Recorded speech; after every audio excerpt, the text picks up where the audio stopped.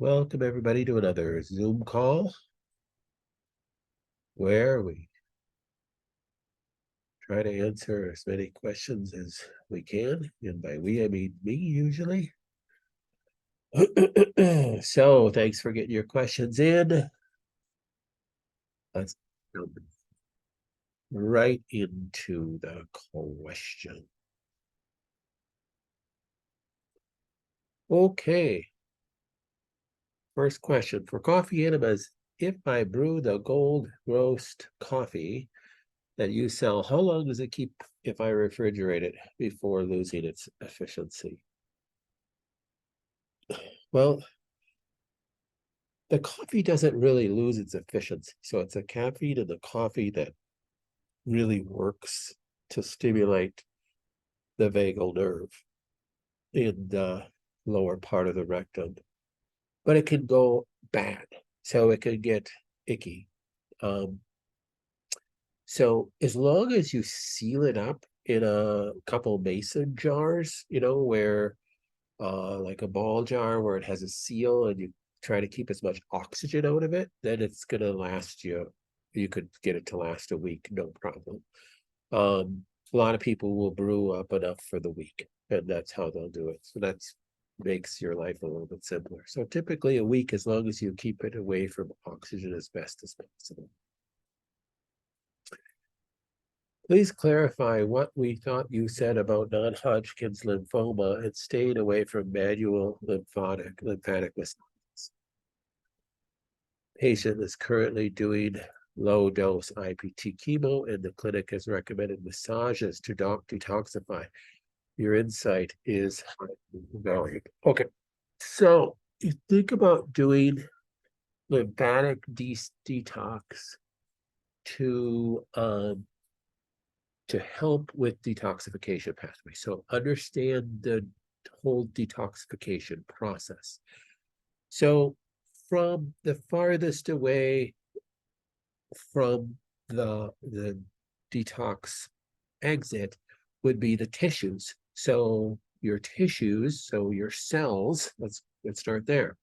In your cells, you will detox waste from the cell, normal waste from normal metabolic activity, waste from if your glutathione pathway is neutralizing oxidizing agents, and then it will spew them out in through the cell membrane into the extracellular spaces. So waste from the cells gets spewed out into the extracellular spaces.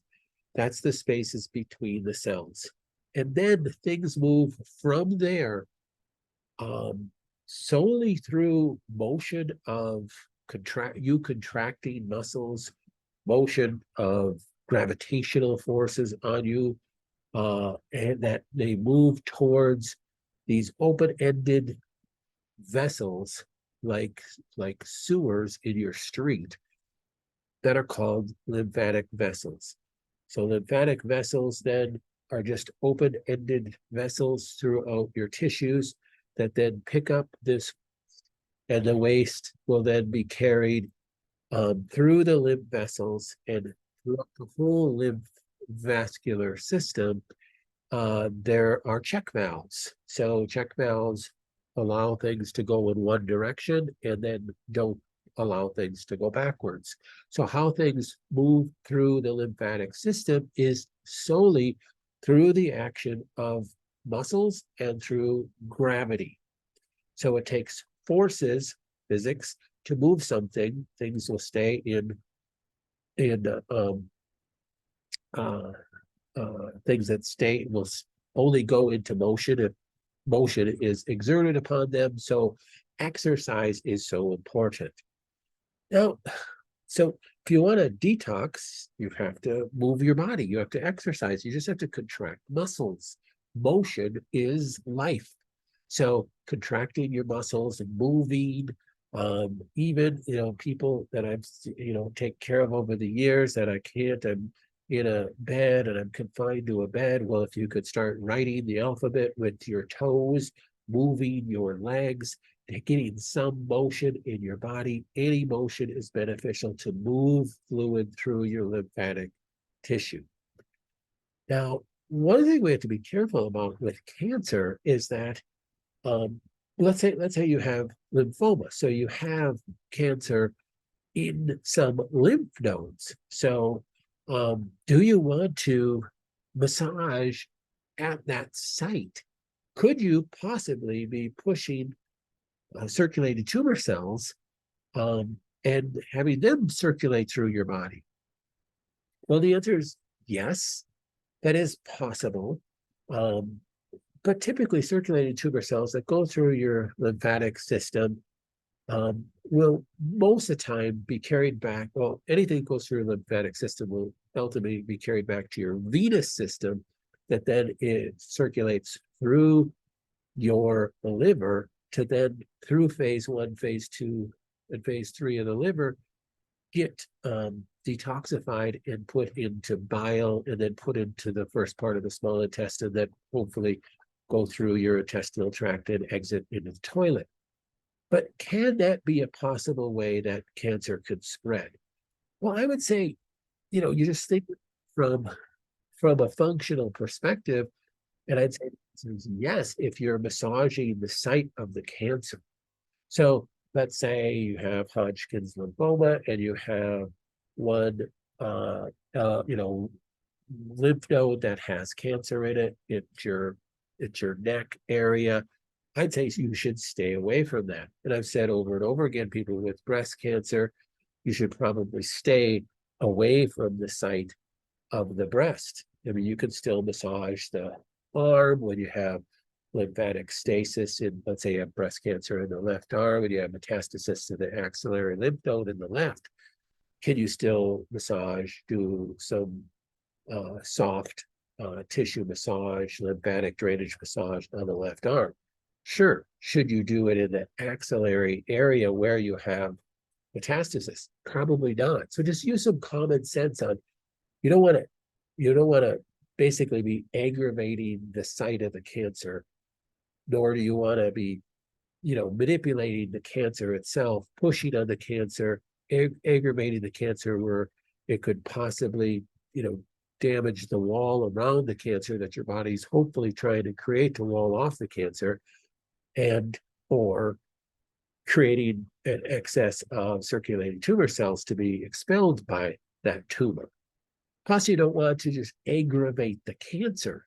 So I don't think there's any benefit to just manipulating the cancer itself physically, pushing on a tumor.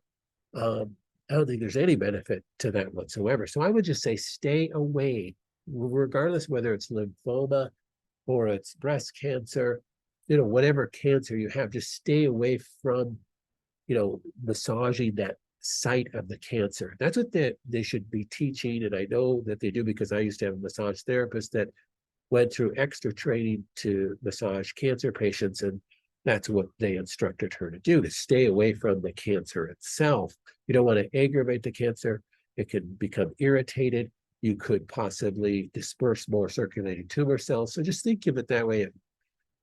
Pretty much common sense to just stay away from it. But doing any other lymphatic massage is fine. Certainly, understanding how your lymphatic system works. Normally, you're not getting massages to move lymph. You are using muscles to move lymph, exercising to move lymph.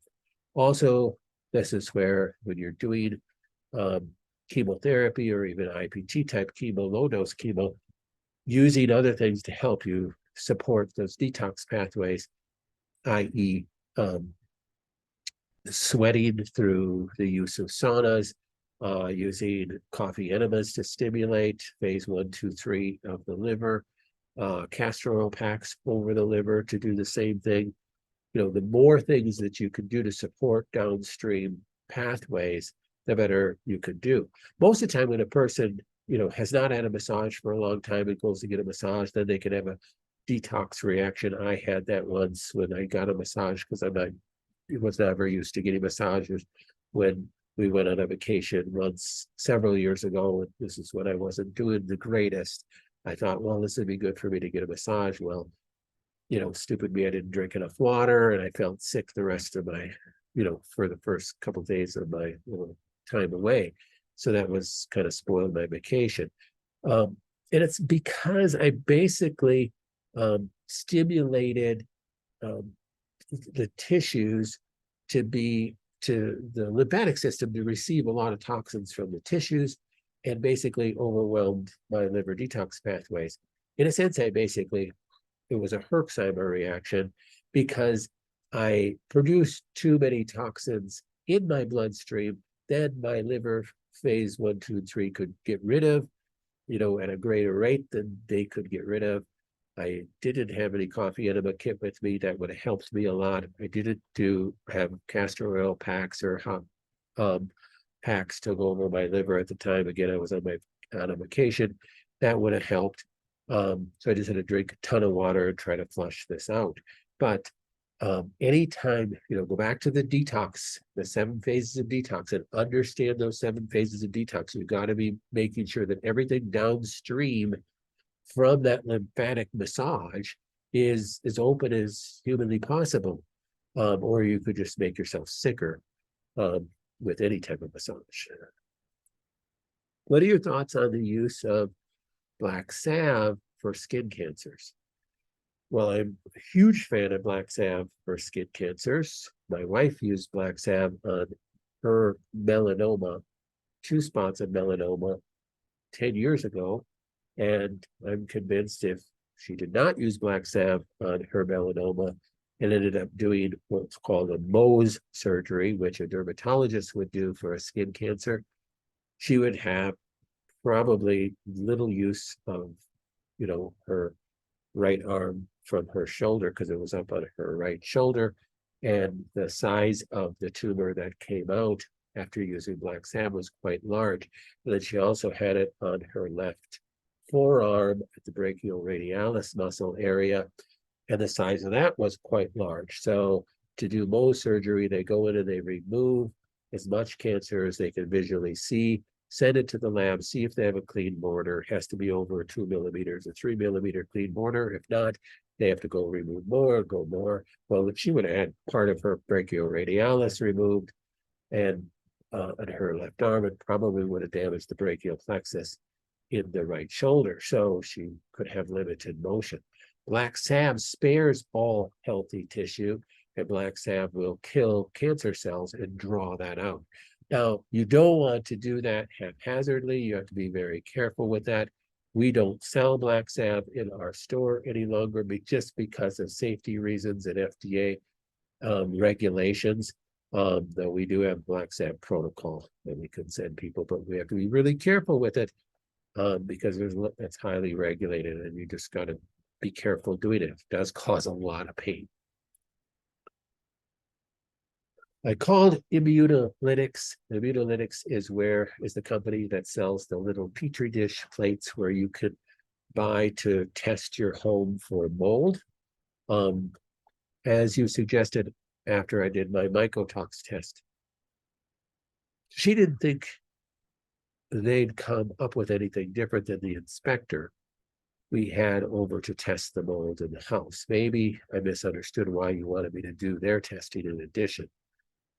I suggested that you do their testing in addition simply because I was not completely familiar with everything, the type of testing that your inspector did. And I suggested you at least call them and talk to them. So if the gal at Immunolytics didn't think that they would come up with anything different, then that's just fine. Second, on that topic, I had elevated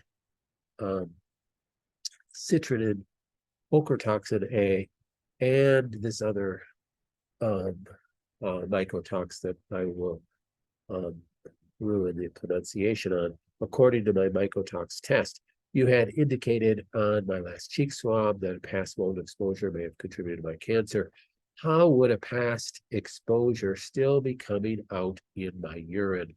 Are toxins stored somewhere? Yeah. Yes, toxins are stored somewhere. So when you're exposed to toxins of any kind, whether it's poisons from the air that you breathe or chemicals from gasoline that you just pumped, or glyphosate from what you just sprayed on your yard or what you just ate in your food, or mycotoxins produced from black mold in a building that you worked in 10 years ago.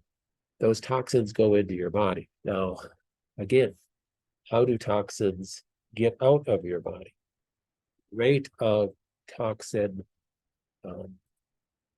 uptake, so the rate of toxification, whatever it exceeds the rate of your ability to detoxify, then your body has to store them somewhere. Toxins cannot just keep circulating in your bloodstream. So your bloodstream, then they go through your your arterial walls, they go into the extracellular space, and they get stored all over your body. So they can get stored in the extracellular space. They can get stored in the cell membranes themselves, the phospholipid bilayer of a cell membrane. They can get stored inside of a cell.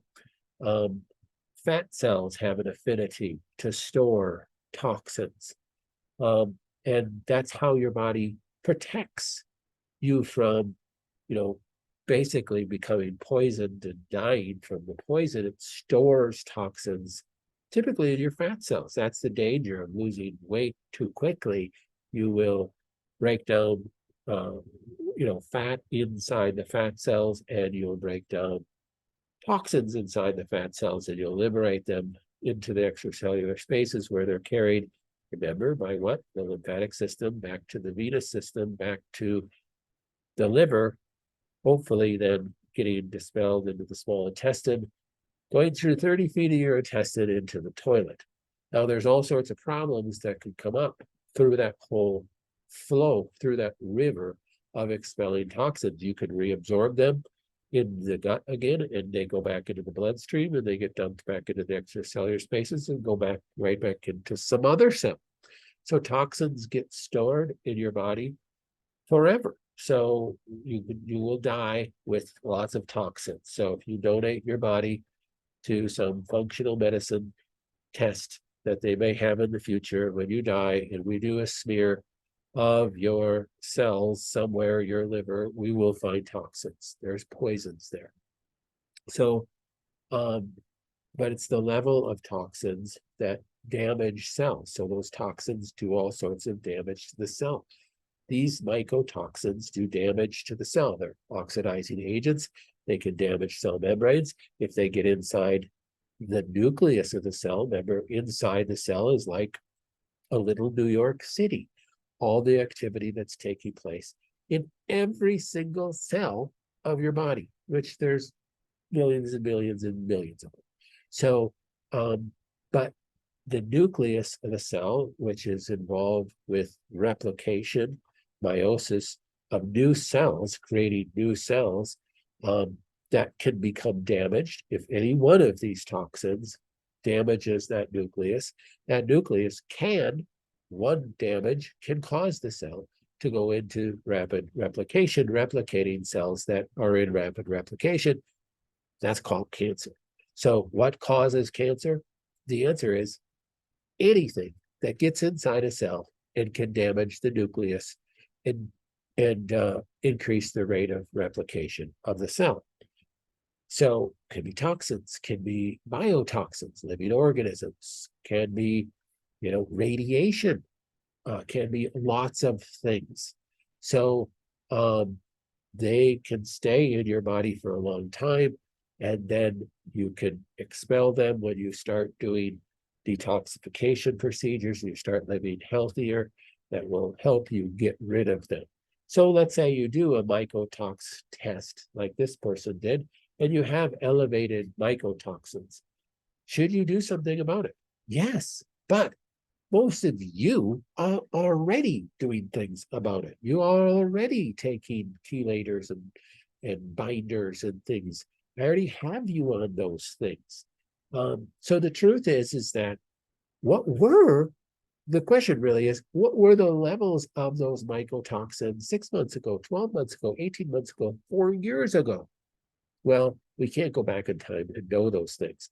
But the question is then, where did they come from? Well, that's why you got to find out whenever you do a mycotox test or any toxin exposure test, whether it's a stool sample test or whatever, you got to go, where are they coming from? Is it from current exposure? Because if you have current exposure of mycotoxins, you could be, working on your detox pathways and chelating agents and binders until your eyes turn green.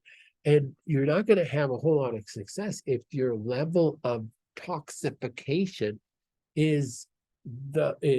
exceeds your rate of detoxification. You're going to be becoming more and more poisoned. So, it behooves us to ask that question: do I have current exposure? Now, if you've determined that, you know what, I don't have any current exposure, this is all from past exposure. Okay, well, then just keep doing what you're doing. You're doing saunas, you're doing coffee enemas, you're doing all these, nutrition to help pull this stuff up. There's nothing else you need to do then, okay? You just want to make sure that you don't have current exposure. That's why I always suggest, they're not that expensive to run a couple tests on your house, looking on your car. People can get the molds from different things. Are you going to a church every Sunday that is full of mold and you're breathing that in? Are you going to, a doctor's office that's full of mold and you're breathing? I don't know. You have to play Sherlock Holmes and look for current exposure. So nobody knows that unless you test for it. Could it be from foods is another part of the question. Yeah, it can be. So, peanut butter, common spot for mycotoxin pickup. So yeah, I know people that are addicted to eating, giant amounts of peanut butter on a regular basis. Could that be an exposure of, they should run a mycotox test. If they don't have any mycotoxins, then they could probably continue their behavior. Those are the things you just want to be like a Sherlock Holmes looking for these things.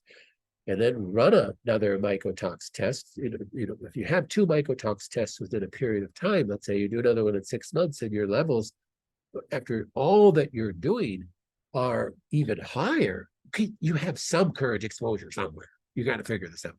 So if they're continuing to drop, then hey, okay, well, it could have been totally a past exposure, and it does take a long time to get this stuff out of your body. Are you familiar with Dr. Mindy Pelz's book, Fast Like a Girl? With my hormones coming back from being blocked, I was wondering if reading her book would be helpful, since she takes the female cycle into an account, which seems more natural, but perhaps could be more protective of health overall. I wanted to ask, since there are so many health ideas that are okay unless you have had cancer.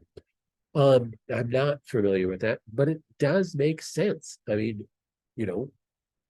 honestly, first time I ever thought of, yeah, that makes a lot of sense, that maybe at different times of the cycle are better times to fast for a female. So yeah, now it makes me interested to want to grab that book and see what she has to say. What ways can I support my hormones better since they are all low? And now I'm having trouble losing weight. I found a supplement powder called Better Hormones. Below is a list of ingredients. Would this be good to help with balancing hormones better to lose weight? Or do you have any other recommendations? Okay, so first we have to define this term right here called hormones. So we have lots of hormones in our body. What are we talking about? So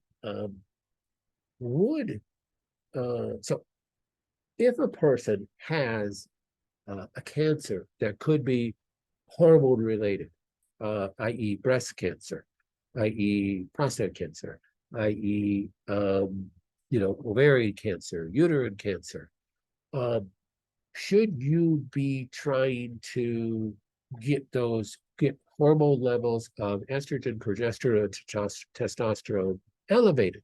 Well, maybe, maybe not. Certainly not estrogen. Should not get estrogen elevated. So I think to understand this question, I think the person is talking more about thyroid hormones.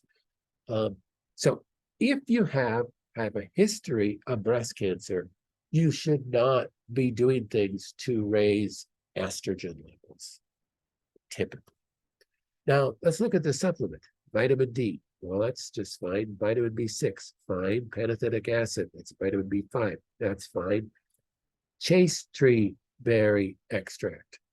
Now, chaste tree berry extract can be helpful to, that would be considered like an adaptogenic herb to help balance hormones. I would say that's typically fine.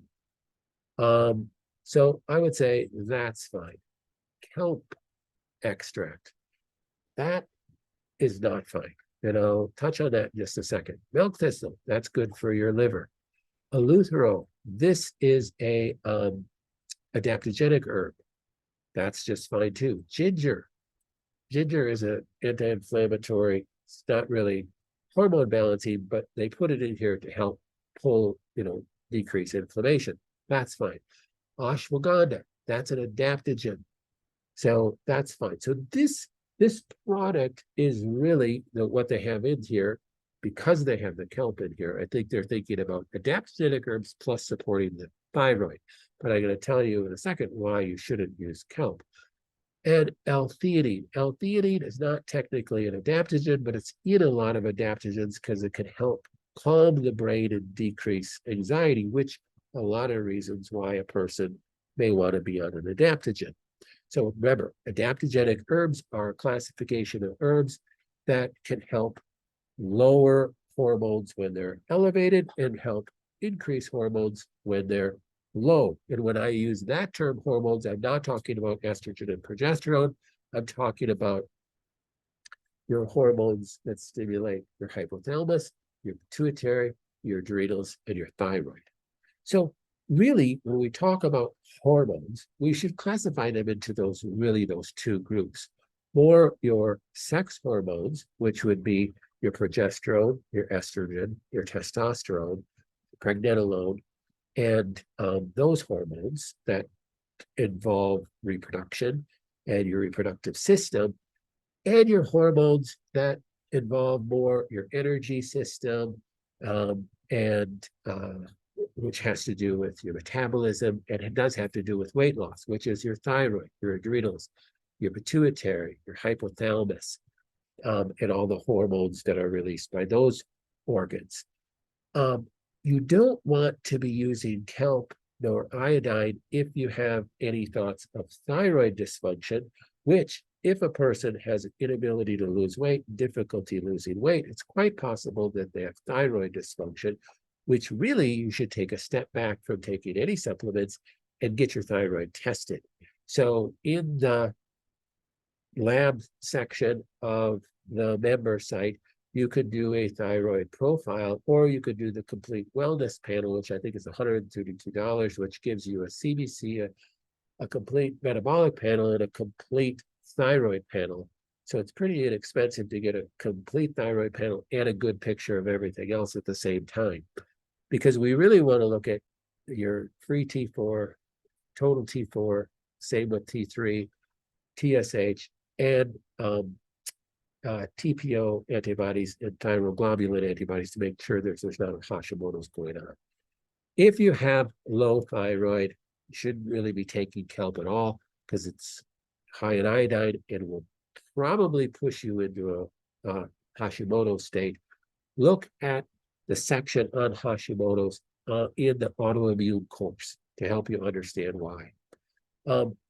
But otherwise, so I would use this supplement. If you're like, hey, I don't want to do a blood test, I don't have the money to do a blood test, just use an adaptogen. So we have multiple adaptogens. Adaptoclear would be a good adaptogen to use. That's one of our private labeled adaptogens. Adaptogen R3 from Premier Research Lab is another good adaptogen um, to support that. But really, if you're having trouble losing weight, you really want to look at the thyroid gland. You probably don't need Chaste for that's not really supporting the thyroid so much. This is probably not the best mix for you for not being able to lose weight. So if you do need more help with that, then feel free to schedule a time with me too. I could give you some indications on what to do. But starting with that complete wellness test would be a good thing because it has a thyroid panel. Also looking at a Dutch test where it gives you a cortisol balance. That would be a good thing to do too. A couple of weeks ago, you mentioned it's good for me to take a binder when it is good to take a binder when one does a castor oil pack. Okay, so I mean, it's good for anybody to take a binder. I mean, your binder is helping with phase 5 of the detoxification pathways. So phase 5 detox is making sure that you don't reabsorb stuff that you're pushing, that your liver is working so gosh darn hard to get into the small intestine. And if you reabsorb it, your liver is just going to go, oh my gosh, I quit. I'm taking a vacation. I'm not doing this anymore. So a binder will help grab onto it and hold it into the intestine to be deposited in the toilet. Is it best to take the binder before or starting the castor oil pack or take it after? Well, a binder is best to be taken on a more empty stomach. It's good, to take one in the morning between meals and maybe one in the afternoon between meals, or you could take it right before you go to bed. That's when I would take it. If using clear binder, how many capsules would you recommend taking? I would just do 2 a day, one in the morning in between meals and one in the afternoon between meals, or right before you go to bed if it's on a fairly empty stomach. I sent in the Signatura test. Does it tell us anything? I didn't get all my labs back, but we'll get them for you next week's call. My liver enzymes went up a lot, but they took me off the chemo pill until after my PET scan next Friday. And then we will see if treatment is working. Yes, you did send your test in, and I did look at it, but honestly, I can't remember what I saw. So it looks like the levels have dropped, which is a good thing. So it looks like your trend is downward. So that looks like a good thing. The chemo pill wouldn't have an effect would affect the test results at all. So that would be good. So I am interested in the PET scan. So get that to me when you get that done too, and the labs. We purchased an infrared sauna Therasage portable. What temperature and length of time do you recommend a person start at? I recommend you start at 140 degrees and that you just start with like 5 minutes. And some people can't even tolerate 5 minutes. If you're like, oh, this is a piece of cake, well, you could push it a little bit, but again, you don't want to like be exhausted the rest of the day. So, because that can be, not uncommon when a person starts doing the sauna. If you've never done a sauna before, you can be, oh, this feels so good. And then you're like just wasted the rest of the day. So you just be careful of that. So I'd say start 5 to 10 minutes maximum. And then ultimately you want to do it for 20 to 30 minutes maximum. Everybody's a little bit different. Some people could do 30-minute saunas, no big deal, no problem. To me, it's like when I don't do saunas at this time of the year. In the winter, I'll do saunas again, and I tend to not go more than 20 minutes. And I do not go more than 140 degrees. Can we put infrared heating pad with castor oil pack on the left kidney where the tumor is, or would that be harmful? No, I'd be careful putting a castor oil pack and a heating pad right over a cancer, right over a tumor. I would not, personally, I just would not do that. Now, there's other practitioners who say, absolutely, you want to get things moving there, but I mean, there's also risks involved. I would not do that. What's the purpose of that? You want to you want to use castor oil to help get things moving it through your detox pathway. So to me, the best place for castor oil packs is over your liver. I talked to somebody the other day that is the patient that said they do castor oil packs all over their body. It's like, well, okay, I don't know who has time to do that. I don't ever recommend that. I know we've had discussions on this to do castor oil over a breast and such, and I didn't necessarily recommend that, but people said they had some success with it. Okay, well, it's hard to argue with that, but just be careful with putting it over a tumor. I have a friend who would like to know what is feeding his cancer, but he is not interested in alternative medicine. Is there a test he could do to ask his oncologist? No, there isn't. There's some things that a person can do, and I think I write about it in my book about, I mean, you just do trial and error things. I mean, if if you're on let's say a ketogenic type diet or, a ketogenic like diet, and your successful tests are showing a curve upwards, meaning your cancer is getting worse, well, then switch your diet, do an opposite diet, do a juicing diet or something like that.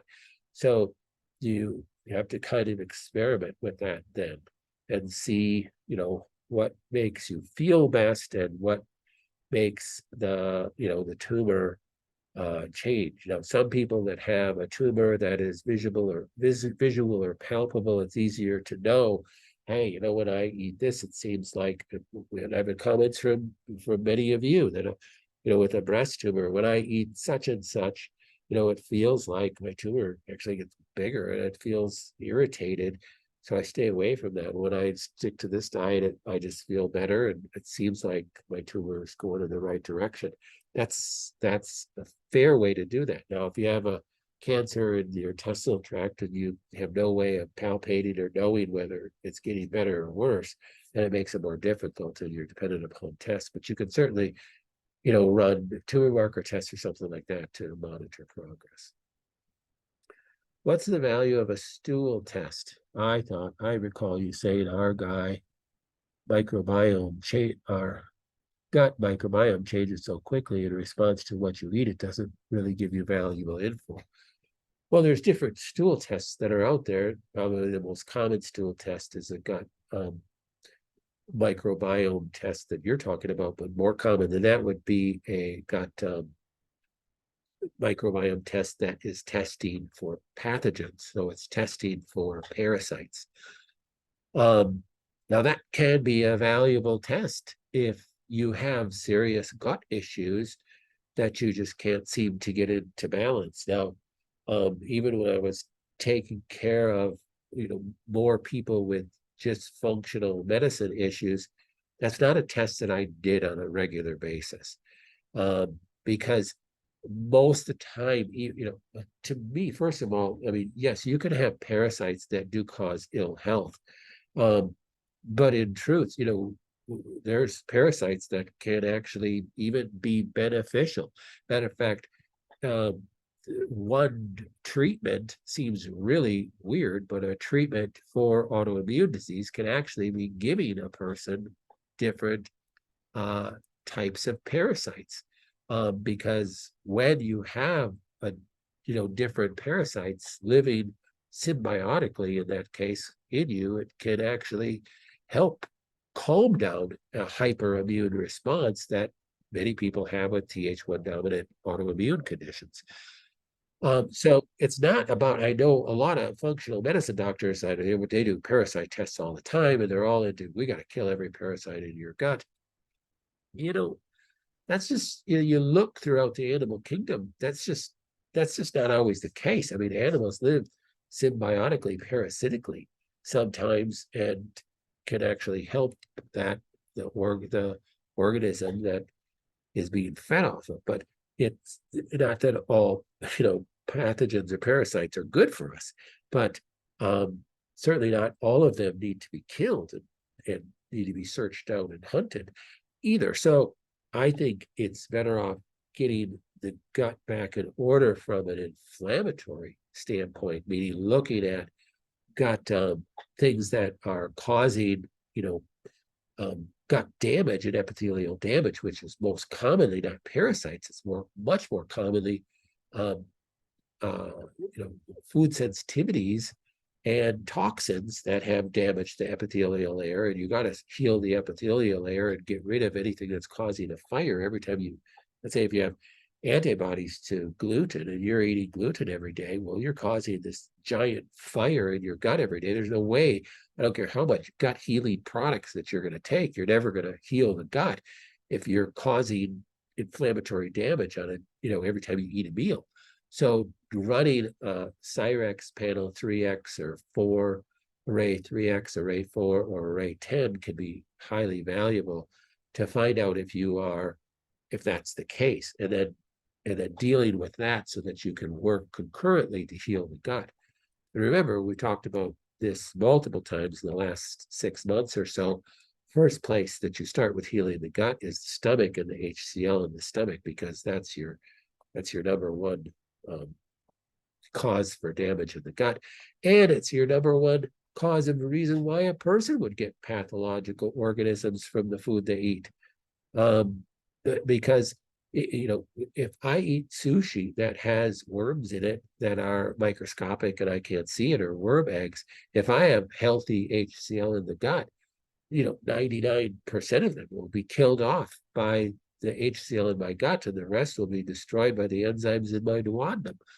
But here's the problem. Number one is people don't have enough HCl in their stomach. That's why I suggest taking an HCl supplement with each meal, something like Clear Digest or HCl Zyme or something like that, because you will kill that which you need to kill, because the acidity of your gut. Again, one of the main reasons why I'm against using alkaline water, the acidity of the gut, if it's above, a pH of 2 or 2.5, it's alkaline compared to what it should be. It should be at about 1.0 pH. It's very highly acidic, and it should kill any pathogens that it comes in contact with.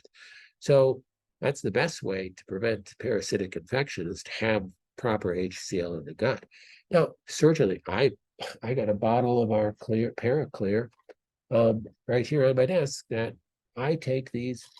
I might take 4 of these 2 times a month, just because they're good to help kill anything that past my HCl time was deficient, and I didn't take something and cause problems. Now, the worst parasite that you could have, it's not technically a parasite, it's a bacteria, and that's H. pylori. So Helicobacter pylori is the worst overgrowth and the most common overgrowth of bacteria worldwide, number 1 cause of stomach cancer in the world. Top 5 reasons why you get endothelial dysfunction, aka heart disease, is H. pylori, and that's something that needs to be addressed. And that's a major reason. H. pylori overgrowth is a major reason for gut epithelial damage, and aka leaky gut. So dealing with that, and that's where you use HCl again and berberine. So that's why I'm such a big fan of berberine, because it's a cancer killer and an H. pylori killer. And my dad, having a heart attack at age 57, absolutely had an H. pylori infection. I mean, it's ubiquitous. Everybody has it multiple times in their life, and you just are keeping it at bay, or you're not, and it's overgrowing and it's damaging all sorts of things, and it's another cause of cancer, and more than just stomach cancer. So it's something you want it to be addressed. If the AST and ALT in blood test shows 21 to 22, does that mean the liver is in good shape? And is there not congestion Can we rely on these tests? Well, no, just like any test, it's just one test. So a person can have fatty liver disease and have normal AST, ALT, and alkaline phosphatase. Um, that doesn't mean you don't have fatty liver disease. A person can have liver cancer and have normal liver function markers. So it's amazing how well your body is trying to live and survive and cope with all sorts of problems. And your your blood work that shows on a CBC and a complete metabolic panel is not a perfect test for total liver function. So AST and ALT will be elevated if you have an inflammatory, acute or chronic inflammatory liver, maybe from acute toxicity. I had one person years ago that I don't remember what they were taking, some drug, but then they had super high AST and ALT numbers for a short period of time, went off that drug, and everything came back in balance relatively quickly. But you can. This is why people die of Tylenol poisoning. You think, oh well, Tylenol is a safe drug, or Advil, these non-steroidal anti-inflammatories are safe drugs to take. Anything I guess is safe. It's all about dosage, and it's exceeding that person's dosage. What is the LD, the lethal dosage for that person? Well, everybody's a little bit different. So if you do anything that can cause hyperinflammatory response in any organ, that organ could shut down. And that's why people die of non-steroidal drugs, is because their liver just basically shuts down and they have acute liver failure, they die. So, I mean, last statistic I saw that in the United States alone, over 15,000 people die of Tylenol and Advil poisoning every year. So that's just them using it over the counter. So these are good markers to look at, but like any lab, it's just one marker. So it doesn't tell us, none of the liver markers tell us how well the phase 1, phase 2, phase 3 detoxification pathways are functioning. You can still have congestion of the liver and it's not functioning. Your rate of toxification could still be exceeding your rate of detoxification. So there's no way to totally measure that. That's why we look at your genetics and look at those pathways to say, you are going to be a slow detoxer. But many people know that already. I can't take this drug because I feel sick. If I take even Tylenol, I feel sick. Well, it tells you probably got very slow phase 1, phase 2 pathways. You probably should not, you need to be hyper vigilant about taking those things, because you don't get rid of them very fast. I had a blood test called D-dimer. So that is a blood test measuring your epithelial elasticity, endothelial elasticity. Come back quite high. My oncologist called yesterday and sent me straight to the hospital for a lung CT and check for pulmonary embolism. Yeah, so that's where you're looking for any blockage. Later this week, I'll have an ultrasound to make sure I don't have deep vein thrombosis. Are there any natural things I can do to help with this number? Nanozyme, Lumbrozyme, garlic. So that's your biggest things that you would take in this case. If I thought I was having any stroke-like type symptoms, any blockage type symptoms, thrombosis type symptoms, I would get a garlic. Would be my first go-to. That's going to be the fastest thing to work. I just take a whole bunch of garlic. Now, you do have to be careful if you're already on a medication that's a blood thinner, because you will thin your blood quite quickly with garlic. And some people get off their blood thinner and just use garlic. And you could take, you could take whole clove garlic. I mean, you could just go eat some garlic if you could tolerate it. It can be irritating to the stomach, so you just have to be careful with that. But you could get garlic supplements, even ones you could buy in the store over the counter could be good, and would behoove you to do that quickly. And horrible stomach pain after taking an antibiotic a few weeks ago. Is it possible that inflammation from that could cause this? Yeah, yes, absolutely. It certainly can. So make sure, okay, so if you take, so this would be my kind of differential diagnosis. If you take garlic capsules and you get horrible stomach pain, good chance you have an ulcer. Um, then you, if that's the case, then you want to absolutely make sure you take an HCl or apple cider vinegar. Look at my post about that. If you can't tolerate HCl, you use apple cider vinegar for a period of time until you can tolerate it. And you get on some gut healing products, like slippery elm and deglycerized licorice to help heal the stomach lining. Um, uh, you know, the pain in your gut after an antibiotic could be two things. It could be pain in the intestinal tract. So if it's lower down and you have pain from an antibiotic, it could be damage to the intestinal walls. But you could, on the good side, let's think of good things. Pain right in the stomach, so right underneath your xiphoid process, the part of the bone at the end of the sternum down by your stomach.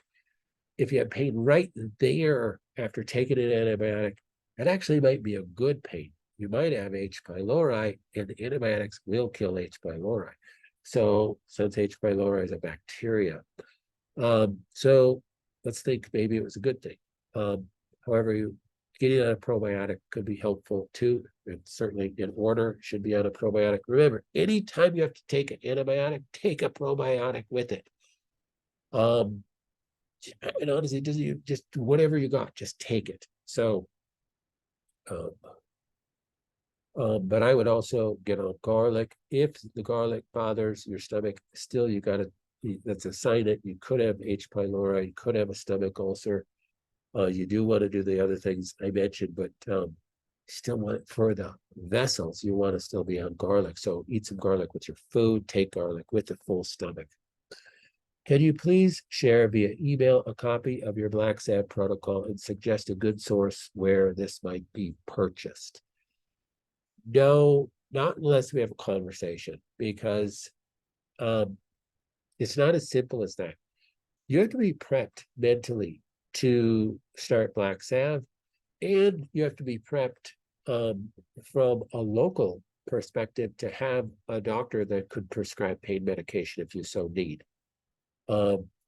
We've had people do Black Salve without pain medication and not need pain medication, but a lot of people will need pain medication. In the last phases of the tumor expelling itself after using Black Salve can be extremely painful, not because the cancer's dying. There's no pain in killing the cancer cells with the Black Salve. The pain comes in the cancer expelling itself. Okay, so I'll give you an example. You could have a cancer that's the size of that's round, a melanoma that's round. Let's say it's the size of a centimeter on your arm, but it's actually underneath. It's the size of a hard-boiled egg. And when you start drawing it out, the skin has to stretch, and it can hurt like blazes. And you might be able to tolerate it with some arnica and mind over matter during the day, but you might not be able to sleep at night for the last 3 days where it's coming out. So you might need some pain medication. So you need to be prepped. So I don't put the Black Salve protocol on the member site for that reason, because I don't want people using it and then calling and having being in a crisis situation. So we need to have a discussion before you do that. With edema, are saunas okay? Yes and no. So if you have edema, let's say you have swollen legs, can you go in a sauna? It can make it better, but it can irritate it. Everybody's a little bit different. By sweating, you could actually expel some of that water, theoretically. But sometimes you can actually, it can make it worse. So you could try it. I would just be careful. Just be careful with it. I picked up the liquid aloe vera, which has about 40% alcohol, pretty intense and tastes terrible. I would much rather use an aloe juice by myself. Would that be better? Sure, give that a try. Um, yeah, just if you can find a local aloe juice, that would be fine. You could also, if you have aloe plants, you could, make your own juice out of the aloe plants too.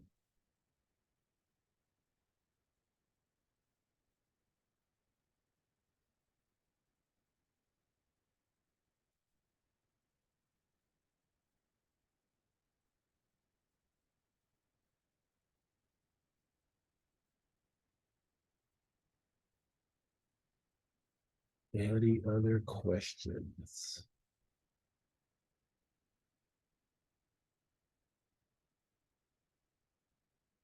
Okay, I think we will end there for the day. Thanks for being on. Um, I hope everybody got most of their questions answered about the True Rife updates and everything's squared away with that. If you don't, feel free to call our office and ask for Angie. Um, and look at the updates, any updates on the member site. Know that I'm praying for all of you, and we'll talk to you guys next week. Bye.